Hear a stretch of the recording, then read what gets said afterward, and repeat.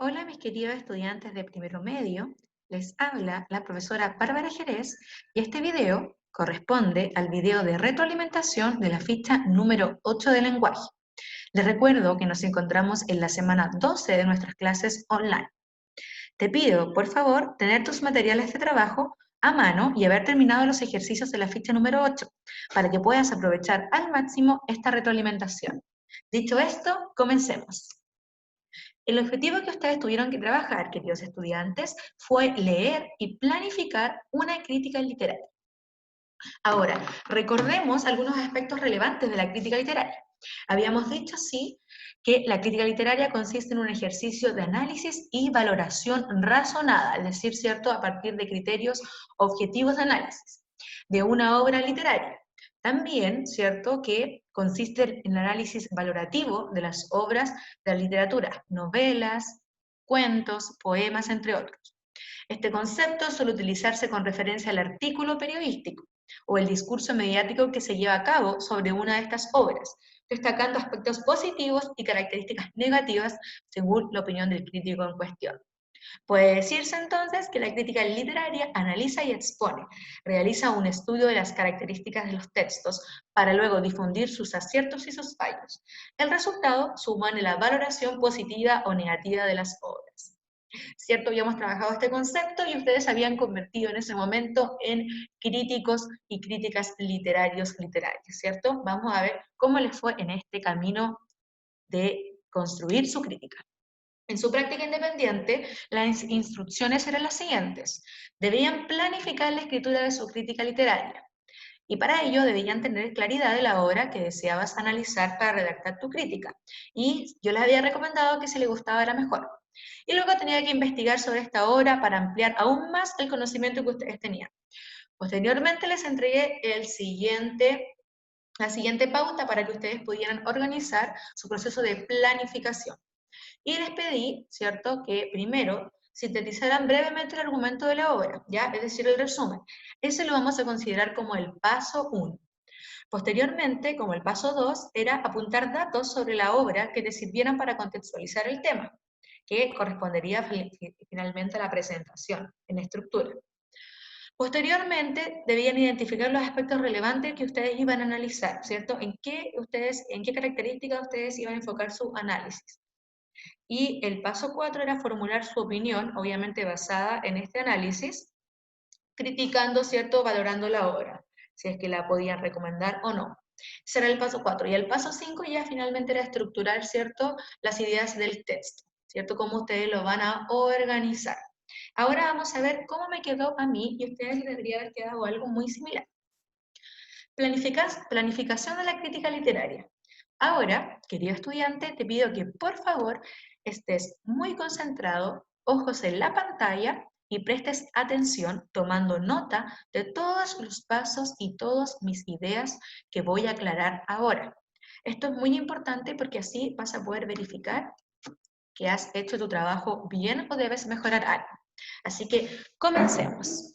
Primero, voy a leer muy bien lo que me piden en mi práctica independiente. Y en mi práctica independiente me pedían planificar la escritura de mi crítica literaria. Para eso debo seguir los pasos que me solicitan. El paso número 1, me piden tener claridad de la obra que quiero criticar.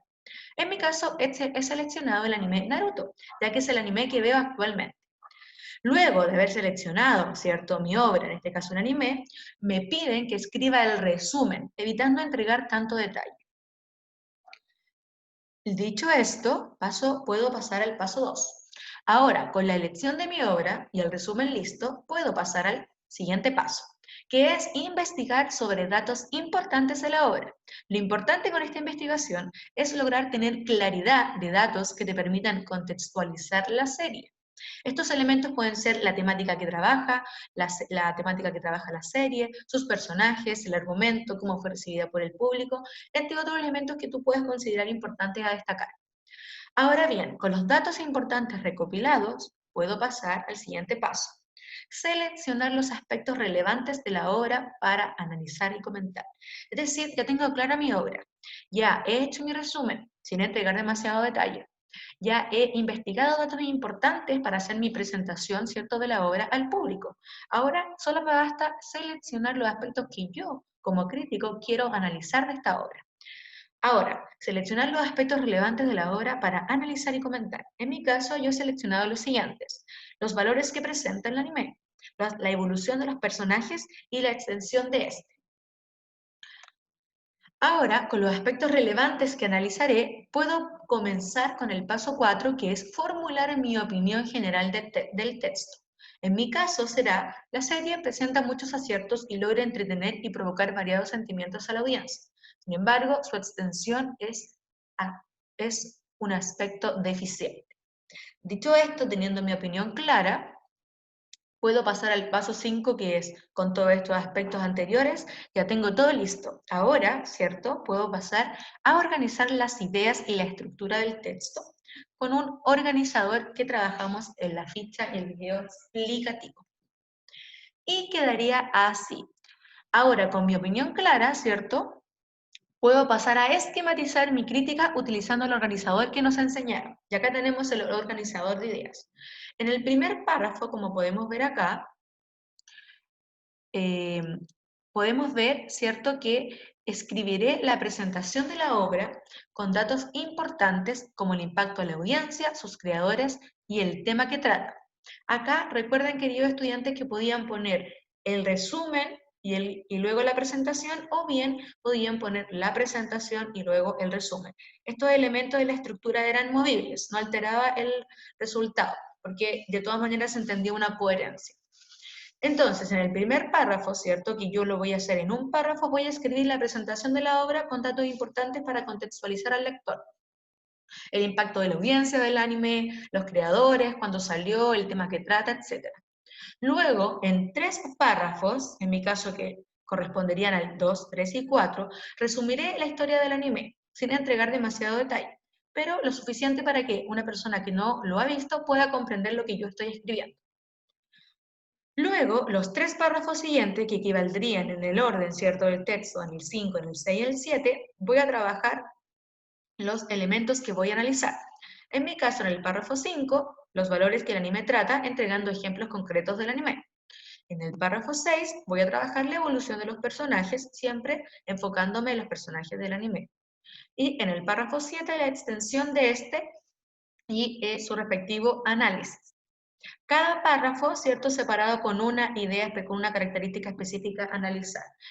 Ese sería el 5, el 6 y el 7. Y finalmente, en un párrafo, el párrafo 8, vuelvo a repetir la idea de los valores que la serie entrega, repito mi opinión y hago la recomendación o no de la serie.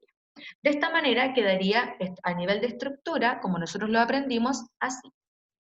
El párrafo 1 sería la presentación con los datos importantes. El párrafo 2, 3 y 4 correspondería al resumen. El párrafo 5, 6 y 7 correspondería a los comentarios. Y el párrafo 8 finalmente correspondería a la conclusión. Con estos jóvenes terminamos nuestro video de retroalimentación. Espero que su planificación haya quedado muy bien. Nos vemos en la próxima cápsula de aprendizaje, en donde vamos a escribir su crítica. Se despide con cariño. Hasta luego.